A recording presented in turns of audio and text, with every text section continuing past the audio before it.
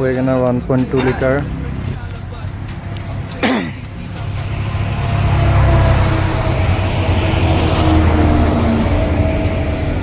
আমাৰ লগত আজি 3খন গাড়ী ষ্টকত আছে বৰ্তমান। এখন WagonRখন বুকিং হৈ গ'ল। এখন এল্টো K10 চাই লওক ভালকৈ, গাড়ী ধুনীয়া হৈ আছে। বৰ ৰূপটো চাই লওক, সুন্দৰ হৈ আছে।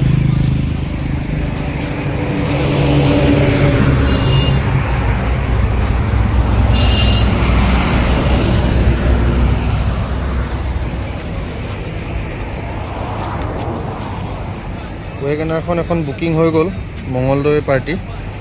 আজি ফাইল লগোৱা গৈছে। যদি গাড়ীখন ফাইলটো ঠিকে ঠাকে হৈ যায়তো আজি ডেলিভাৰী হৈ যাব। আজি বা কালি যাবগৈ। এখন আছে এল্টো K10, 2016 ডিচেম্বৰ মাহৰ হয়। চাই লওক, গাড়ী ধুনীয়া হৈ আছে।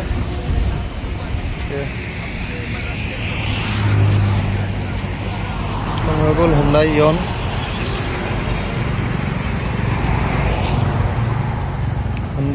লেতেৰা হৈ আছে গাড়ীখন অলপ। 3খন গাড়ীতে চেণ্ট্ৰেল লুকিং লাগি আছে। বেক চাইডৰ পৰা দেখাই দিছোঁ। 12K ৰেজিষ্ট্ৰেশ্যন হয়।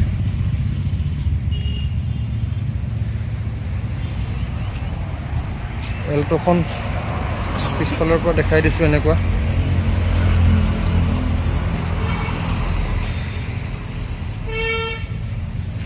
তাৰপিছত WagonRখন হৈ গ'ল এইখন। চাই লওক, গাড়ী ধুনীয়া হৈ আছে। এখন 1200 cc হয়।